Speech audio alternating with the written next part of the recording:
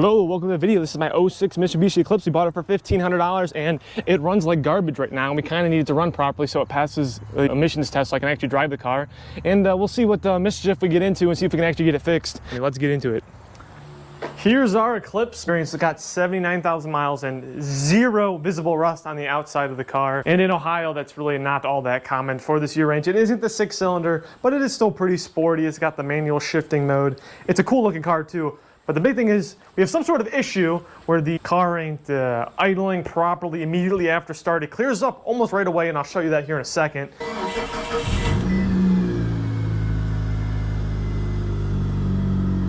And we got to figure that issue out, because if we don't, the code it's throwing will not allow me to get emissions test, and then the car isn't useful if you can't drive it down the road. So the next thing we got to do is, I don't know if this comes up, but we need some struts. And I actually found a good deal on some cheap, very, very cheap, like $250 adjustable coilovers for the front and rear, which is about the same price as actually getting stock replacement struts. So I kind of want to try that out because I want to lower and get a little bit sportier. Anyhow, I got these, which for $250, if they actually work well on this car, I can see these going in some custom applications. But if they work anything decently, I'll be pretty excited.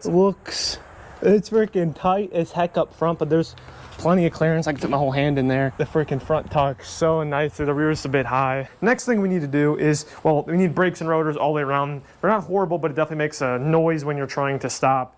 And, you know, brakes are important. New rotors and pads are in, and the coil over is in. It looks pretty good. Going over to this side, I'm getting the strut and brake done. Now, looking fresh. Is fresh. Yeah, so time to move on to the back, I guess, and get this one crack-a-lacking and done in about 2.5 seconds, or like 1 second, or like right now.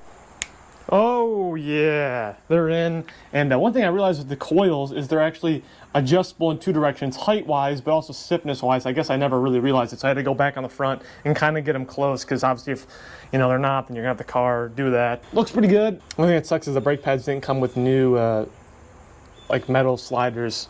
Well, they did, they just didn't fit, but the pads work and they look good, so not a big deal. Look at that, I'm pretty excited. Then we're moving on to the body of the car. It's in, like I said, really good shape, no rust. There's a touch of clear coat that peeled off over there, but other than that, I think a good cut and buff would go a super long way on this car, especially a nice wet sand and buff on these headlights because they're horrible, and this one's got water in it. All right, getting a little preview what the other side's gonna look like. Oh, I wanted to get this one done first. And as you can tell, it looks night and day better than this side. I just realized there's a giant crack in it that was sealed up, but it's like I said, 120 bucks for headlights, and I don't really want to spend that kind of money. So I'm not gonna worry about the condensation. It's gonna go away on its own, but I'm gonna do the same process on this side as I did on that side, and I'm gonna take you through it really quickly. Step one is going to be get everything taped off. Should do 2 layers of tape, but I'm probably gonna be a little bit lazy and only do 1, because 2, you're less likely to, you know, when you're going around with a sander, to nick your paint, which you don't want to do. But as long as you're patient, you shouldn't have to worry about it. So I'm gonna get that going. Now that it's taped up, DA, you can do this by hand, but I have a DA sander, so I'm going to use it. 1000 grit, some water. It's blue water. It's actually degreaser, and I just didn't feel like taking it out. I don't see why it'd make a big deal, but you want to obviously spray the water on to lubricate it, because then you keeps you from getting some deep scratches. And 1000 grit, work it until it's smooth. You can kind of feel it by hand. Like right now, it's a bit rough in a couple areas, and by the time you're done, it should be smooth, and that's how you know you're done with the 1000 grit. Then we'll move on to the next step when I get to that point. Alrighty, it's been knocked with the 1000 grit. It's actually 1500 grit, and as you can tell, it's actually a little bit foggier than before, which is good. Trying to get that top layer knocked down. Now we're moving over to the 3000 grit, which actually, after this step, if you did it right, it should actually be clear at that point, and then we can work on to the next step. Kind of hard to tell with the condensation, but it is brighter than actually when we started. That was a 3000 grit. It was literally taking me like 2 minutes to do the 1500 and the 3000.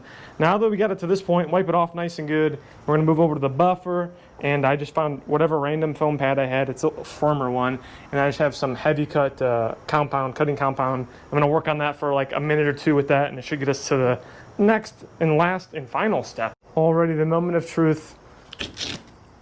No. Oh. Okay. Wow, you can tell a big difference on camera. Got cloudy over here, and then nice and shiny. Wow, it looks freaking way better. The last 2 issues we got, you'll hear this when we started up. Muffler in the back is a bit, well, it's not attached. It does the classic rusty one too, I don't want to be here. So I can either put that one back on, I think I can weld it back on, but I'd prefer to do something a little bit sportier, maybe make this 4-cylinder sound a little bit better. Yeah, we have a Flowmaster in it. It's like 2.25, which I think the exhaust, I read said 2.25. It looked a little bit, when I measured it, a little bit shorter, but I can squish this in a touch if I needed to. And then an exhaust. I'm pretty excited about this. It's a straight through muffler. And it's like the way it's set up with the single inlet in the center and the off-centered outlet, or actually I think it's inverse. It should match up to the old muffler pretty similar length. So I'm going to try to get that one cut off, that welded on, and then we can kind of figure out where our exhaust tip's going to situate. You know, I'll probably catch back up with you when it's done and we can hear what it sounds like.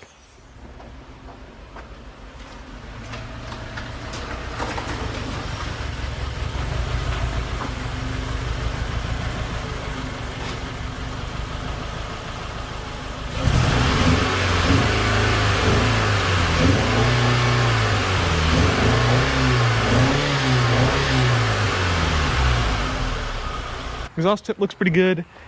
Sounds pretty good. I mean, you might ask, why is there no hood on the car? You know, and that's a good question. Why is the valve cover painted? You know, and the answer to that question is pretty simple, because it looks cool. But no hood because the hood got in the way. And got in the way of what, you might ask? I ended up having to do a whole head gasket on it, and that was the miss. And thankfully we still have a miss right now, but I think it's gonna be something more simple. We work our way over here. Lighting sucks, but where we see it? Where's it at? There's a broken, I don't know if I can show this.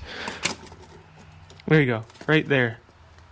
Broken head gasket. And that was causing all our issues, and it was a lot of fun, as you can tell by all the mess sprawled out.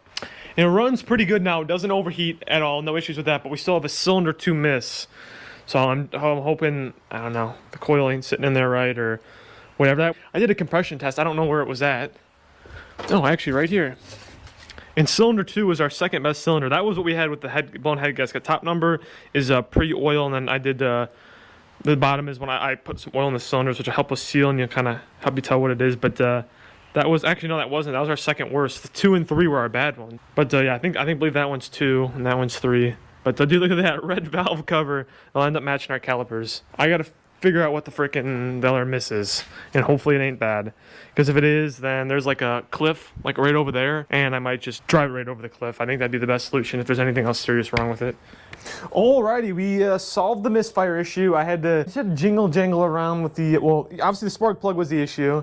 Threw that in, and I had to jingle jangle around with the one injector, but it runs way better now. The last thing we got to do is head unit inside the car. Does not have CarPlay, no Bluetooth capabilities, and you know, 2006 that might have been fine, but now in 2024 that kind of sucks. So I actually found like a $30 touchscreen head unit, and I kind of want to try it out. Give you guys a quick before. I clean. It ain't too dirty in here, but you know, there's stuff that don't need to be in here, and we'll get it clean. Lickety split. Alrighty, look at that. Dash is fixed over here. Look at custom formats. Well, somewhat custom. They were like 50 bucks on Amazon. I got to pick the color of the stitching, and I got to put Mitsubishi motors in it, even though it's white and it'll probably get dirty right away, and they actually fit really nicely. Very happy with those because I was missing formats. But that wraps up the cleaning of the interior, and I gotta go back this thing out, wash it, get a final look at it, and a final test drive.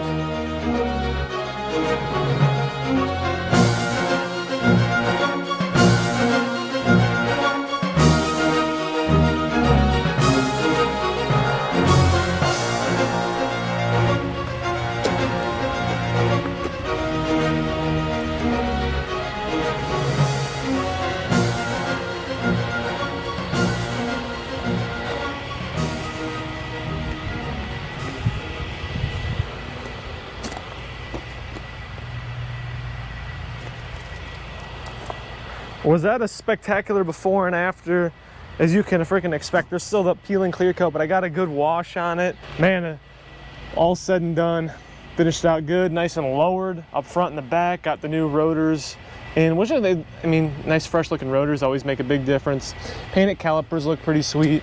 Got the tire shine on, and then the buff on the paint, like I said, turned out super, super good. I'm super happy with it. So I think it's time for the final run of this, and we can kind of take it for a spin on the road. You guys can see how it runs. All right, we're on the road.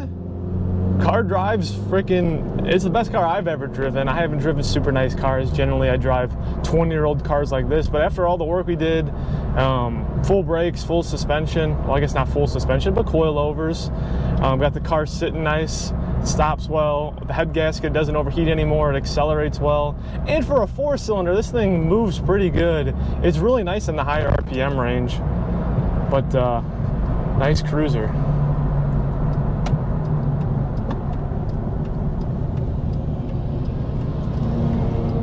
Don't want to get pulled over by the police.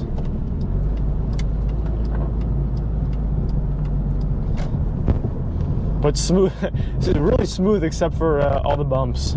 When you don't get bumps, it drives a lot smoother, obviously. It's really stiff up front with the coils. But you get like flat highway, it's like nice and paved. New highway freaking drives really well. Not that it drives poorly other than that, but the bumps can get a little bit annoying.